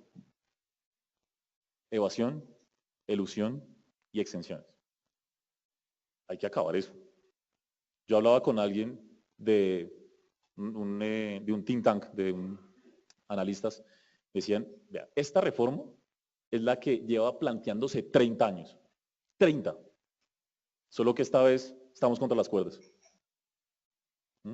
30 años. Y sí, yo sé que desde que estoy estudiando hablamos de esto. 30 años. No he estudiado 30 años, pero desde que nací. Bueno, la reforma tributaria, a nuestro juicio, sí es estructural. Sí. La presentada, el proyecto de ley. Por dos razones. Una, Según algunos miembros del propio Comité de Expertos Tributarios que presentó propuestas por allá en enero, el proyecto de ley recoge 70% aproximadamente de esas propuestas. Por lo tanto, sí. Y recuerden que además el gobierno no solamente trabajó con ese insumo de esa comisión, sino también con un insumo del Fondo Monetario y del Banco Mundial. O sea, hay un consenso global, no solo local, de que nuestro sistema tributario es bastante ineficiente, poco progresivo, inequitativo, etcétera, etcétera, etcétera, que es lo que se refleja en las gráficas anteriores. Y la segunda razón para decir que efectivamente es estructural es que esperan un recaudo, son las cuentas del gobierno en la exposición de motivos, un recaudo de 2.7 puntos del PIB al 2022. Las cuentas de la mayor parte de analistas, incluyéndonos, es que el gobierno para cumplir con sus metas fiscales necesita alrededor del 2% del PIB al 2021-2022, 2%, y se fueron con 2.7. ¿Estructural? Muy estructural. Y entre otras cosas, también es estructural porque no solo aumenta tarifa, reduce tarifa a empresarios, amplía base tributaria para todo el mundo y ataca ilusión y evasión y le da más dientes a la DIAN. Cuando uno toca bases y tarifas, pues es estructural, definitivamente. Voy en la página, no debería decirlo, pero voy en la página 30, perdón, en la 70 de 180. Leer cada página, el que no es tributarista, es como media hora. Pero la reforma es realmente estructural, realmente estructural. Toca unas cosas y unos callos interesantes. Y la verdad es que nunca ha habido voluntad política para eso, nunca. Insisto, ahora no hablemos necesariamente de voluntad política, sino que es que básicamente estamos contra las cuerdas. Es que no hay mucho más que hacer. Porque no se puede seguir cargando a las empresas con más impuestos, obviamente. Tarifas, IVA, 16 al 19, al 2017, empezando el 2017. La estructura impositiva de las empresas se simplifica. Se pasa de un impuesto del 40 a hoy una tarifa total a algo cercano al 32 y queda vigente hasta el del 2019 en adelante. Se amplía un poco la base para las personas naturales. Se amplía la base para personas naturales y eso son 440.000 personas más. ¿Ustedes saben cuántas personas, qué proporción de las personas que generan ingresos en este país no pagan impuestos? 91%. 91. ¿Ok? Entonces, por eso nos preguntamos por qué siempre nos suben impuestos a los mismos. ¿Por qué siempre más a nosotros? Pues porque la mitad del país no está pagando impuestos. La mitad de empresas y el 90% de las personas. Un régimen más estricto de sal y bueno, todas estas cosas de la vivienda. Aquí voy a hacer un comentario, espero que es económico, netamente. IVA del 5% de viviendas superiores a 800 millones de pesos. ¿De verdad puede ser que uno tenga un debate alrededor de esto? Es que ahí empieza todo. En Bogotá tal vez es la única ciudad donde 800 millones puede ser incluso clase media alta. Olvidémonos de Bogotá. Una vivienda de 800 millones es estrato 7 en otras ciudades.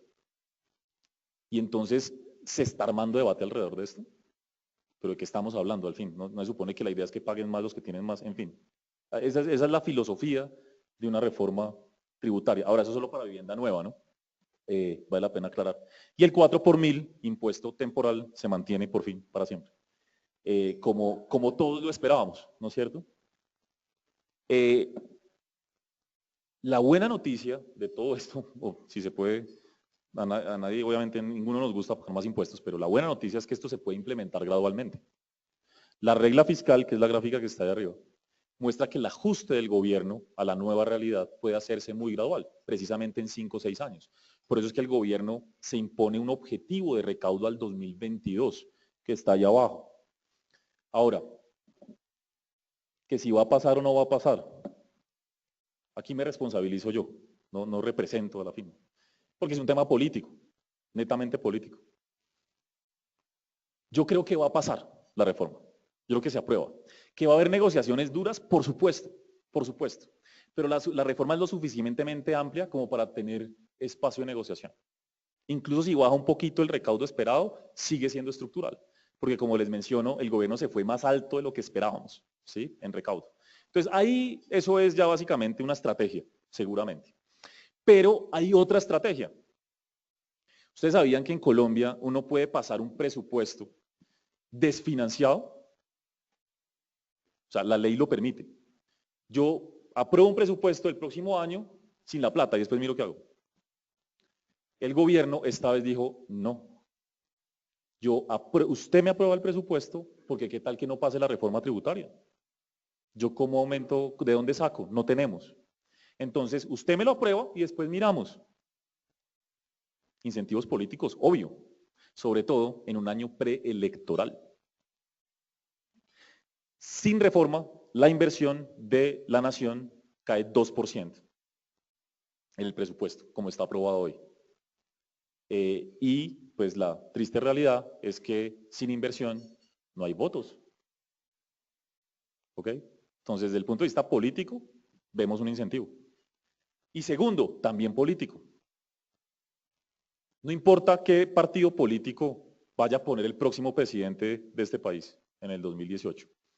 Pero es claro, digamos que, por ejemplo, la oposición, en este caso Centro Democrático, se fortaleció. Entonces, digamos que no importa el partido político, pero hablemos de la oposición, cualquiera que ella sea. ¿No es mejor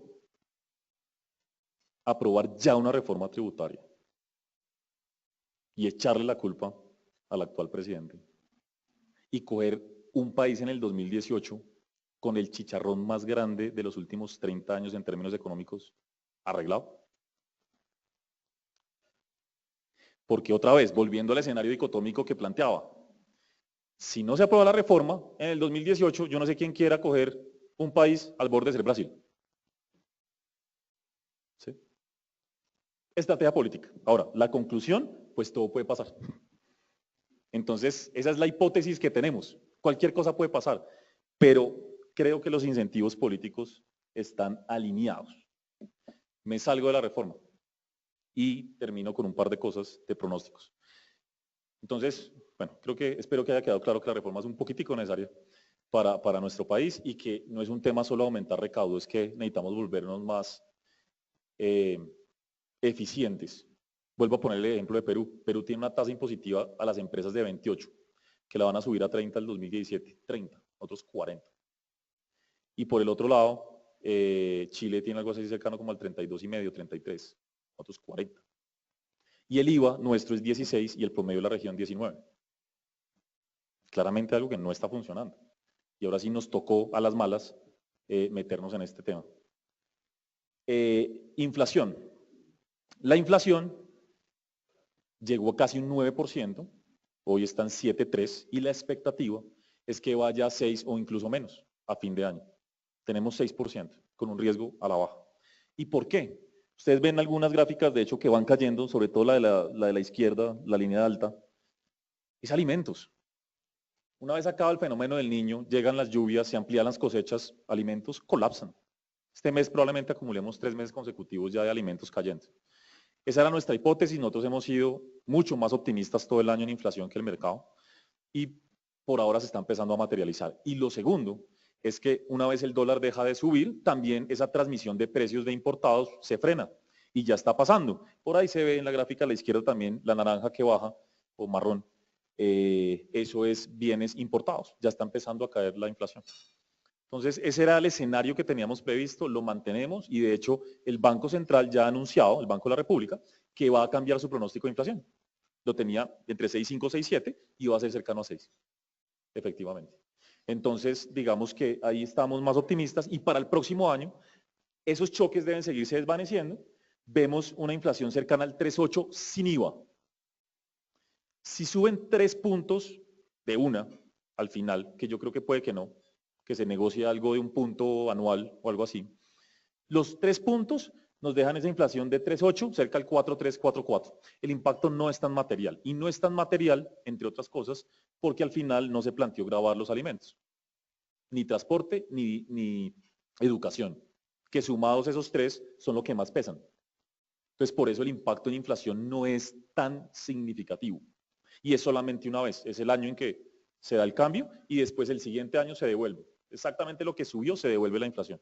Entonces, digamos que 3.8 sin IVA, 4.3, 4.4, con la reforma como está hoy planteada. Y hay muchas razones para pensar que el banco entonces va a bajar tasas. Si se aprueba la reforma tributaria, si la inflación sigue cayendo, las expectativas de inflación siguen cayendo. La cuenta corriente, esa que hablaba, se viene corrigiendo y si la reforma tributaria pasa, se sigue corrigiendo.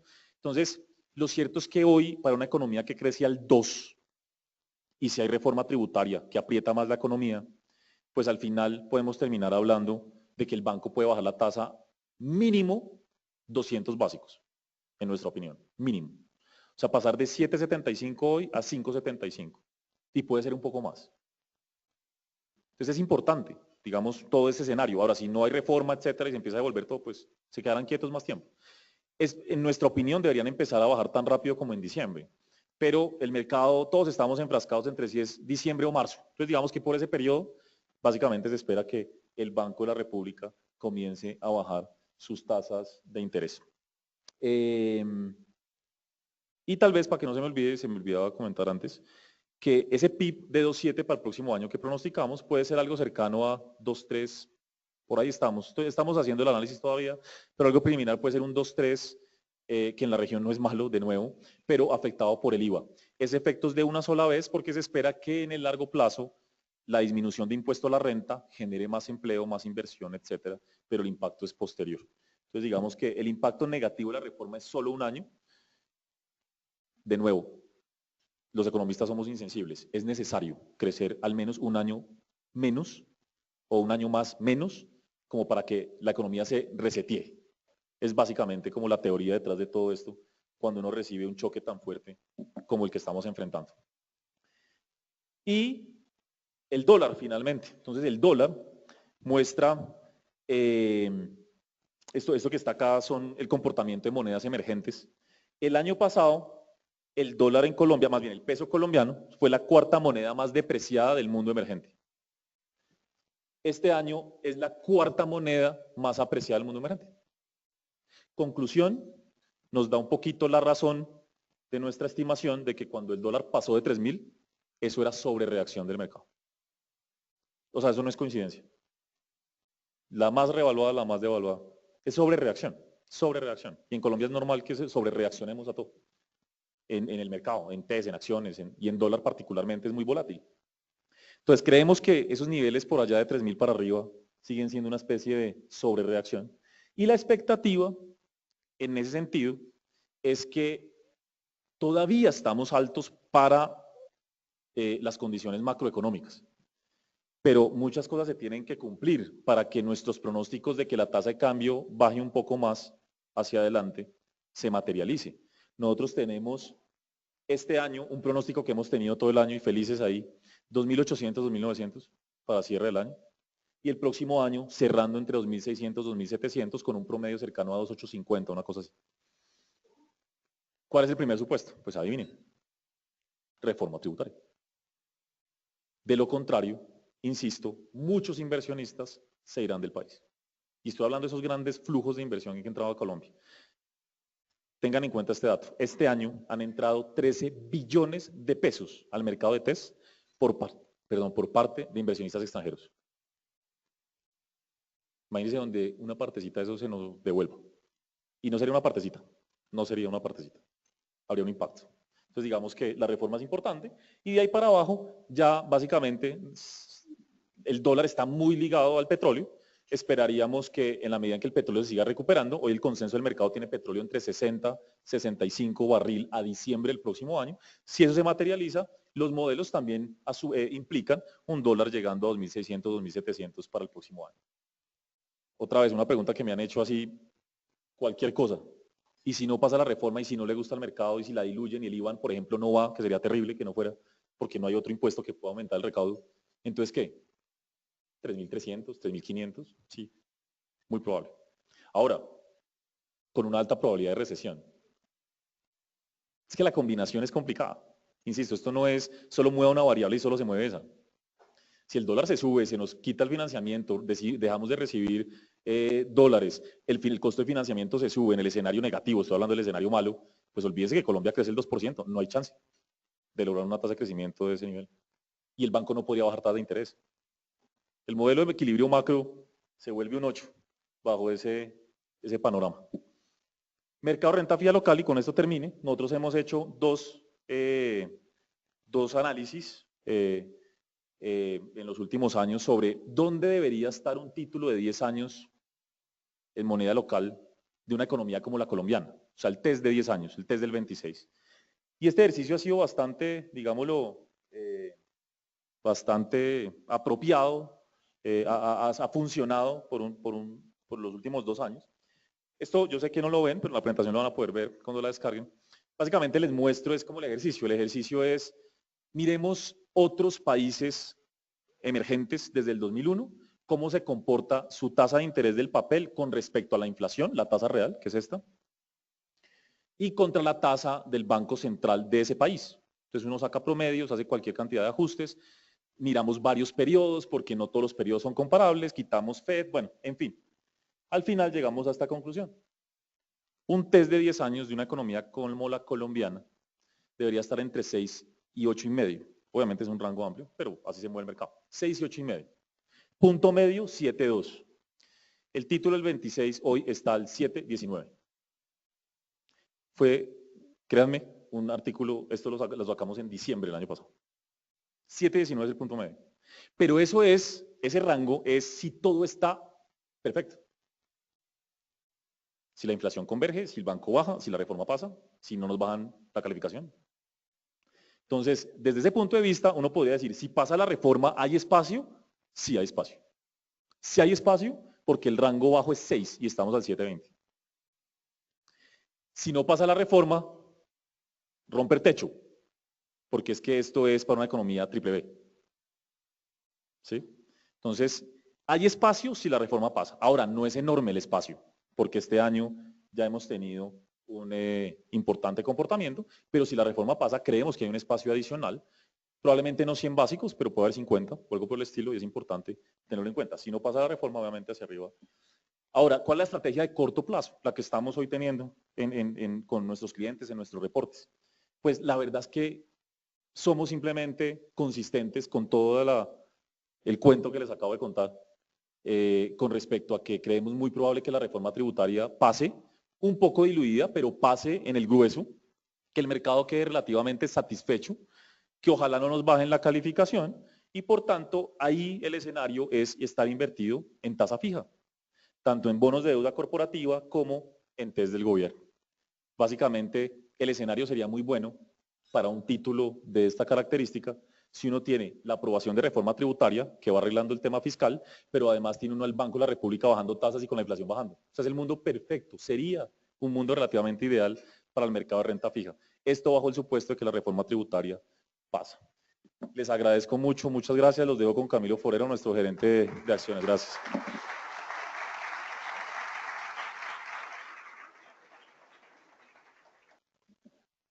Bueno, muy buenos días. Voy a hacer una presentación sobre los escenarios que estamos viendo para el mercado de renta variable en Colombia para el 2017.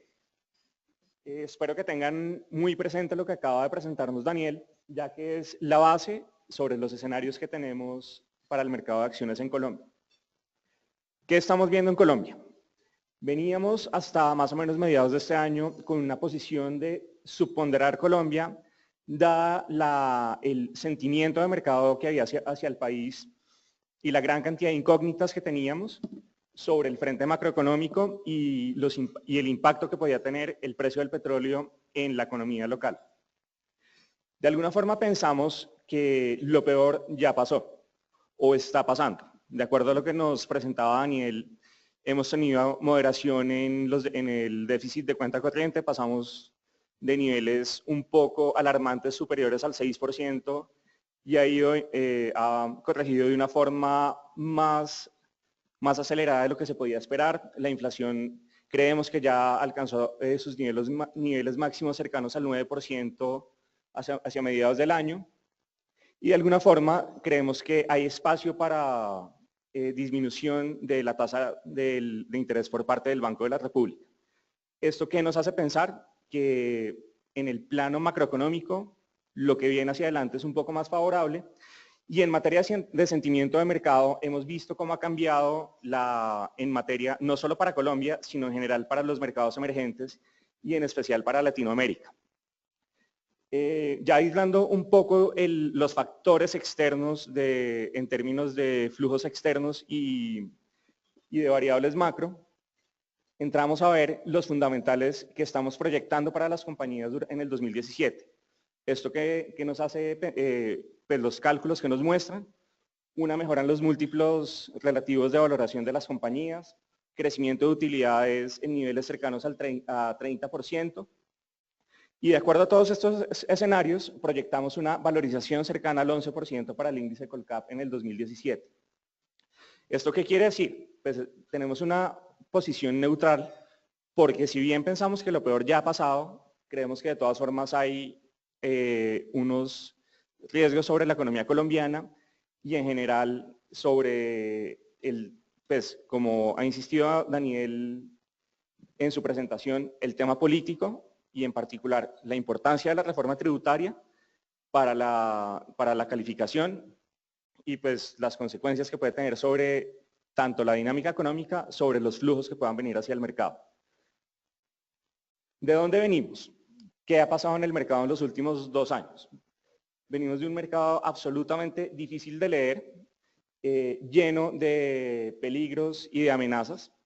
Tuvimos un año 2015 en el que tuvimos una caída del casi el 24% en el Colcap, donde una caída de los precios del petróleo, una desaceleración del PIB y como hemos venido mencionando, unos déficits que crean unas condiciones bastante adversas para el mercado local. Adicionalmente, desde el frente externo, la expectativa por el incremento o el cambio de postura de política monetaria en Estados Unidos, se esperaba, en general el mercado esperaba 4 subidas de tasas este año. Hubo una salida de inversionistas de mercados emergentes y de las instituciones locales también. Más adelante vamos a ver un poco más en detalle las cifras. También estaban ausentes del mercado. Sin embargo, contrario a las expectativas o las malas expectativas que podíamos tener hacia finales del año pasado e incluso en el primer trimestre de este año, el mercado dio totalmente la vuelta en lo que vamos del 2015. Cifras, esto lo tenemos al corte de septiembre, el índice Colcap iba subiendo más o menos un 20%. Y en materia de sentimiento de mercado, la película es totalmente distinta. Precio de petróleo estabilizado sobre los $50. Como mencionaba anteriormente, las valoraciones de alguna forma están mucho más atractivas de lo que estaban hace un año por 2 factores. Las caídas que hemos tenido en los últimos 2 años dejaron los precios en niveles, no sé si históricamente bajos, pero sí bastante más atractivos. Y por el otro lado, las proyecciones de crecimiento de utilidades mejoraron sustancialmente los múltiplos de negociación de las compañías y los múltiplos proyectados para el próximo año están bastante más favorables de los que hemos visto este año. Y en este sentido hemos visto nuevamente flujos compradores por parte de inversionistas institucionales tanto locales como flujos extranjeros y en particular en materia de flujos extranjeros no solo vienen el caso para Colombia. El fenómeno lo hemos visto en general para todos los mercados emergentes y como vamos a ver más adelante, ha favorecido a Latinoamérica. Definitivamente el mercado colombiano sigue dependiendo del petróleo de una u otra forma. Hasta hace un par de años había un hecho muy puntual de la estructura del mercado y era el peso que tenían las compañías petroleras dentro del índice. Entonces, naturalmente, la volatilidad o la tendencia del precio del petróleo impactaba a estas compañías y por esta vía había un impacto directo sobre los índices. Hoy en día el tema es más a nivel macroeconómico y a nivel de sentimiento sobre la economía. Ya hoy en día las compañías petroleras no superan el 10% de peso sobre los índices. Sin embargo, el peso está sobre el sentimiento y las expectativas que pueda tener la caída del precio del petróleo en las finanzas públicas y en general en la economía local. Como les mencionaba, el tema de flujos no es exclusivamente de Colombia. Acá tenemos la gráfica de cómo se ha comportado el índice Colcap y el MSCI Latinoamérica. Vemos cómo a partir del 2014 tienen un comportamiento prácticamente igual. Los índices han estado pegados. Esto es un poco para ponernos en contexto que no estamos solos y el comportamiento de la bolsa no refleja exclusivamente las condiciones locales, sino estamos en un mundo donde los flujos van y vienen y nos ven como región. Y como decía Daniel, acá no se sientan a ver lo que sale en la segunda página del periódico sobre Colombia. Tienen 100 países y la dirección de los flujos van pues, en ese sentido, más a nivel regional. Y pues esto, como mostraba Daniel, Colombia está relativamente mejor posicionado de lo que pensamos. Si vemos las cifras de participantes del mercado, es evidente la importancia que tiene el componente extranjero dentro de los índices. Vemos como en el año 2015 los inversionistas extranjeros tuvieron una participación superior al 30% en el mercado local. En el 2016, si bien se ha moderado un poco, pero siguen siendo los mayores participantes del mercado y su peso está en algo superior al 20%. Como siguiente participante, como es natural, están las administradoras de fondos de pensiones. Y vemos, pues, como siguiente, o qué ha pasado con las personas naturales y las empresas, han ido disminuyendo paulatinamente su participación directa en el mercado. Esto ha ido reemplazándose con participación indirecta a través de otros vehículos de inversión que les dan acceso a los activos. En ese sentido, ¿qué hemos visto en materias de flujos? Como lo venía mencionando, los grandes compradores netos son las AFPs y los extranjeros. ¿Y quiénes han sido los vendedores? Personas naturales y sector real. Si bien las AFPs habían estado de alguna forma ausente del mercado, digo ausente entre comillas, porque si bien permanentemente están en el mercado, pero en las compras netas habían sido, pues no habían sido los grandes protagonistas en los últimos 4 años, y este año vemos que el tema ha cambiado notablemente. Vemos como este año las AFPs han sido las mayores compradoras netas del año, y mes a mes, hasta de enero a septiembre, que son las cifras que tenemos, han sido compradoras netas durante cada uno de los meses. Por parte de los inversionistas extranjeros, han tenido cierta intermitencia. Sin embargo, en el mes de agosto fueron los mayores compradores netas, aún superando a las AFPs. Y como les mencionaba, ¿quiénes son los que han vendido? Personas naturales y sector corporativo, que de alguna forma son los agentes que están más influenciados por un sentimiento de mercado que por un análisis juicioso y riguroso, que pues presumiblemente, o como así, estoy seguro que así es, sí lo son las AFPs y los fondos extranjeros, que de alguna forma son los inversionistas profesionales y que ven más allá del titular de la prensa y hacen un análisis un poco más de largo plazo del mercado y de las compañías. Bueno, acá podemos ver un poco las cifras, voy a pasar un poco por encima porque es ya lo que he venido mencionando. Vemos cómo los mayores compradores han sido en el año AFPs, seguido por inversionistas extranjeros y vendedores inversionistas no profesionales. Ya entrando en materia de fundamentales de las compañías, aislándonos un poco del flujo, que de alguna forma eso va y viene y es la exposición que tiene Colombia y pues no solo Colombia sino todos los países a distintas variables que se nos salen de control. Quiero hablar un poco de qué estamos viendo para el 2017 en materia de utilidades, de rentabilidad y los distintos indicadores de la economía.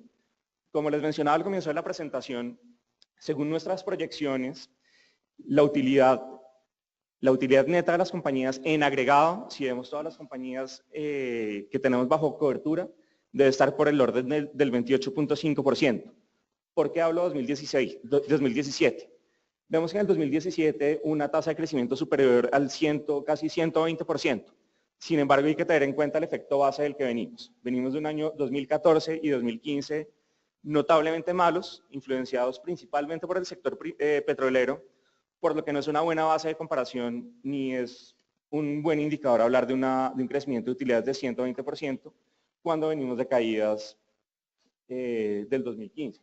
Caídas influenciadas por diversos factores. Por un lado, petróleo, como es evidente, y por otro lado, factores externos que son, o externos no, sino no fundamentales, como adopción de nuevas normas contables, impuesto al patrimonio, el impacto que tuvo sobre las compañías. Por lo tanto, si hablamos del 2017, ya estamos hablando de una misma base que es comparable. Pero en últimas, un crecimiento de 28.5% de utilidades es un buen sustento para las compañías si nos aislamos del mercado. Bueno, ya entrando a un poco ver la rentabilidad de las compañías, lo que ha pasado y lo que estamos viendo que puede haber en los próximos 3 años, es natural que el impacto que tuvo la crisis del 2015 sobre las compañías, en términos de rentabilidades, en términos de margen de EBITDA, eso costó en agregado más o menos 400 puntos básicos, pasando de márgenes de 24% en el 2014 a niveles del 20% en el 2016, poco más, 600 básicos. Esperamos que de aquí en adelante la tendencia vuelva a ser creciente y el margen de EBITDA se estabilice por encima del 20%. A nivel de rentabilidad patrimonial, pues como es natural, siguiendo la misma línea del margen de EBITDA, hemos tenido una caída, esperamos una tendencia muy similar, donde el mínimo esté en el 2015 y una recuperación en el 2017 y 18. En ese sentido es evidente la diferencia entre el sector petróleo y si miramos los índices el comportamiento de los índices excluyendo el petróleo. Hay una diferencia de 500 puntos básicos en la rentabilidad patrimonial excluyendo el petróleo. Esto pues obviamente refuerza la visión y el impacto o la importancia que tiene el sector dentro del mercado local. A nivel sectorial, ¿qué estamos viendo? Sector financiero es uno de los sectores en los que está enfocada nuestra estrategia. Habíamos estado un poco afuera del sector financiero en los últimos años, dada la incertidumbre que podía tener la desaceleración económica sobre la cartera, el incremento de provisiones por parte de los bancos, el aumento de cartera morosa. Sin embargo, de alguna forma pensamos que en línea con lo que hemos venido hablando de la tesis que lo peor ya pasó, entramos a considerar algo de sector financiero dentro de nuestra estrategia, siendo muy selectivos con las compañías que nos gustan en el sector. En términos de indicadores que vemos, un crecimiento fuerte en ingresos este año, una estabilidad en los años siguientes, rentabilidades patrimoniales estables sobre 13% en el horizonte que tenemos las proyecciones y de alguna forma pues una mayor tranquilidad sobre el impacto que ha tenido la dinámica económica de los últimos años. Sector petróleo, pues acá es muy importante tener en cuenta de dónde viene el sector. Si uno ve las cifras que probablemente comiencen a publicar este año y el próximo, va a pensar, pues van a ser sobresalientes, pero nuevamente, venimos de un efecto base en el que las cifras han sido muy malas, un 2015 con unas pérdidas gigantescas, 2016 lo llamamos un año de transición donde las compañías comienzan a estabilizarse, y un 2017 en el que naturalmente las cifras comienzan a ser mucho mejores. En particular, no es uno de nuestros sectores favoritos, dada la volatilidad del principal driver del sector, que es el precio del commodity, y dadas las valoraciones de las compañías que creemos están ya muy ajustadas a los precios de mercado. Por lo tanto, no es uno de nuestros sectores favoritos, a pesar de las buenas cifras que puedan presentar en los próximos años. Sector utilities. Acá, ¿a qué me refiero? Compañías como Celsia, como ISA, más servicios básicos, vienen de un muy mal 2015, un mal primer semestre del 2016, impacto grande del fenómeno del Niño, Tradicionalmente era un sector que se consideraba seguro, con poca volatilidad dada la naturaleza de su negocio. Sin embargo, vimos que no es así. El tema, en un mal año puede haber impactos fuertes sobre las compañías. Naturalmente, por nuevamente, y al igual que el sector petróleo, el efecto base del que venimos, pues vamos a tener muy buenas cifras y recuperaciones este año y probablemente el próximo. Sin embargo, de aquí en adelante son compañías que reducen bastante su crecimiento de utilidades y naturalmente sus indicadores de rentabilidad son bajos. Por lo tanto, tampoco creemos que haya oportunidades significativas en este sector y al igual que en el sector petróleo, pensamos que de alguna forma está ya descontado esta recuperación que pueda tener en los precios de mercado y gran parte de las compañías están ajustadas. Sector construcción. Acá es natural que tengamos buenas perspectivas a partir de todo lo que nos mostraba Daniel de los proyectos de 4G y adicionalmente de los proyectos de vivienda social que tiene el gobierno. Ese es uno de los sectores en los que estamos enfocados en conjunto con el sector financiero. En este sector que estamos viendo, creemos que a pesar de las buenas perspectivas que hay sobre el sector, los precios de mercado de las compañías siguen ofreciendo unas oportunidades interesantes frente a los precios justos que tenemos de valoración para las compañías. Tenemos unos buenos indicadores de crecimiento de utilidades, buenos márgenes de las compañías, por lo que hace parte de la estrategia que tenemos en acción para nuestro portafolio de acciones. En resumen, entonces, ¿qué estamos viendo? Estamos concentrando la estrategia en sector financiero, sector construcción, donde creemos que está la mayor estabilidad, donde hay unos drivers fuertes que sustentan la dinámica de cada uno de estos sectores en los próximos años, a pesar de los buenos indicadores que nos puedan mostrar sectores como petróleo y energía. A nivel de rentabilidad y de márgenes es la misma historia. Esto sustenta un poco la estrategia a partir de la estabilidad de rentabilidad que vemos, de rentabilidad patrimonial en sector financiero y estabilidad en márgenes de sector construcción. En términos de valoración relativa, como lo mencioné parcialmente anteriormente, ¿qué tenemos? Hoy en día el múltiplo precio-utilidades en Colombia está sobre las 18 veces, sin embargo, incorporando este crecimiento de utilidades, el múltiplo se reduce a 12 meses a 15.5 veces. Que si bien estamos por encima de los múltiplos de negociación de Perú, que estaba en 10 veces, estamos en línea con lo que está Chile. Y en términos históricos, que creo que esto es importante verlo, a pesar de las distorsiones que pueda haber por la conformación del índice, estamos muy por debajo de la media histórica de Colombia. En Colombia, el promedio del múltiplo precio-utilidad es de 24 veces. Una desviación estándar abajo de este promedio son 19 veces. 15.5 veces definitivamente nos parece que está aún en línea con los países comparables y por debajo del promedio, lo cual sustenta un poco nuestra visión para el próximo año.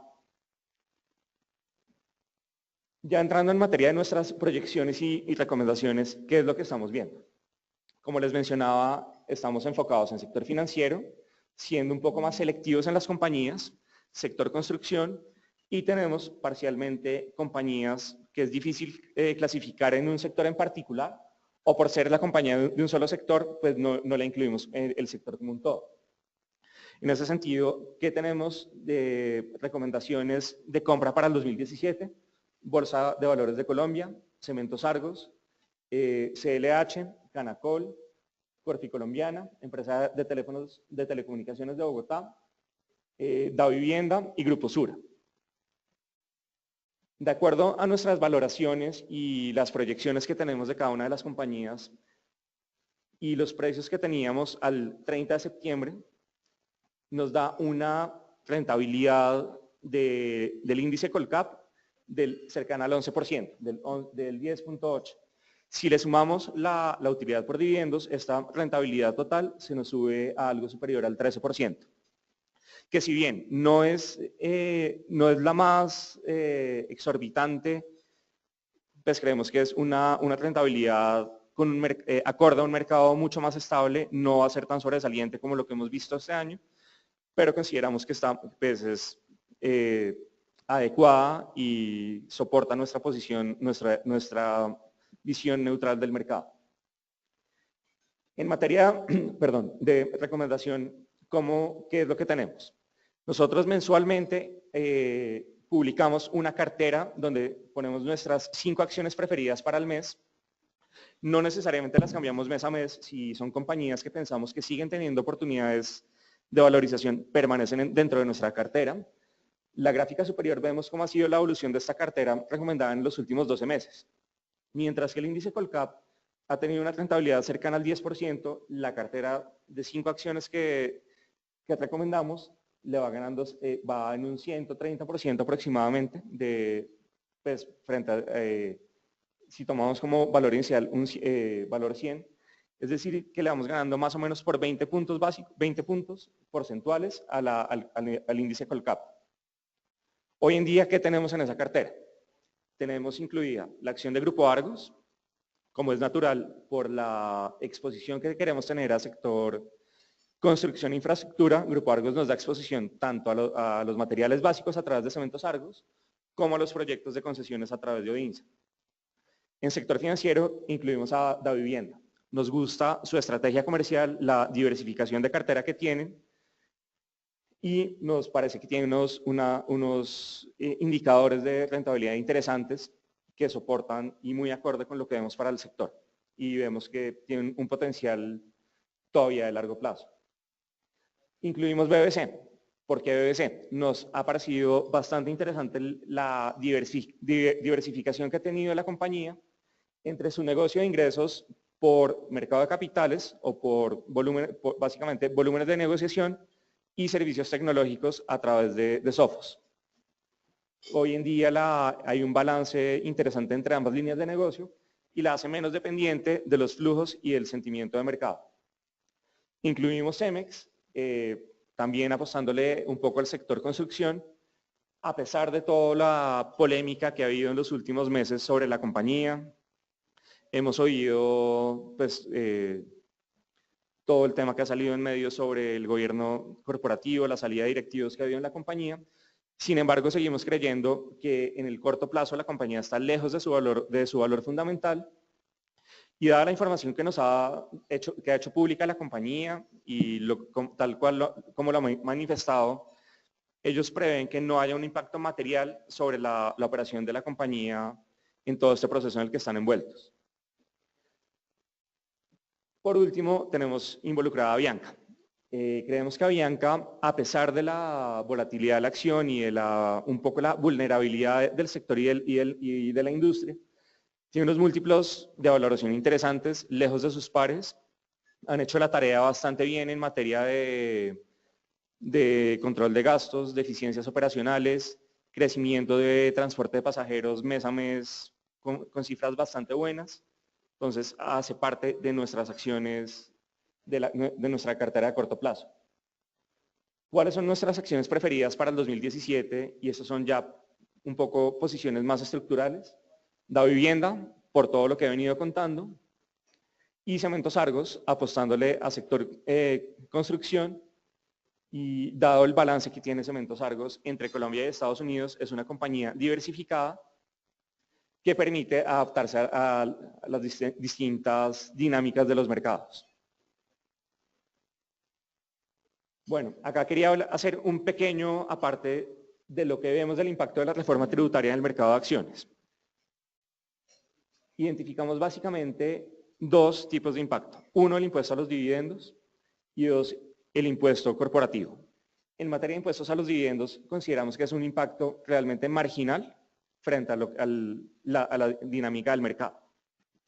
Hicimos un cálculo absolutamente simple, un cálculo de servilleta en el que tomamos 2 casos. Las personas que tienen ingresos por dividendos de montos entre 17 y 30 millones y pagan un 5%, y personas que tienen ingresos superiores a 30 millones y pagan un 10%. Si vemos las cifras que mostré a lo largo de la presentación, la rentabilidad esperada por valorización del mercado colombiano está en algo cercano al 11%, acá es 10.8%. más 2.5% de utilidad de rentabilidad por dividendos nos da un 13.3%. Para la persona del caso 1, ¿cuánto le cuesta en efecto el impuesto, ese impuesto sobre los dividendos? El 0.125%. Es decir, que al final del año, si tuvo un portafolio de acciones durante todo el año que se comportó bajo este escenario, la rentabilidad le baja del 13.3% al 13.18%. Creemos que es absolutamente marginal para este tipo de personas el impuesto al dividendo. Ahora vamos a ver la persona que más paga impuestos sobre estos dividendos, que paga el 10%. La rentabilidad baja del 13.3% al 13.05%. Creemos que de todas formas el impacto es mínimo para cuando de verdad el potencial de la inversión en acciones no está en el dividendo, sino está en la valorización del activo. Entonces, de alguna forma, indiscutiblemente podrá afectar al mercado, pero creemos que el impacto es marginal frente al potencial que tiene la valorización del activo.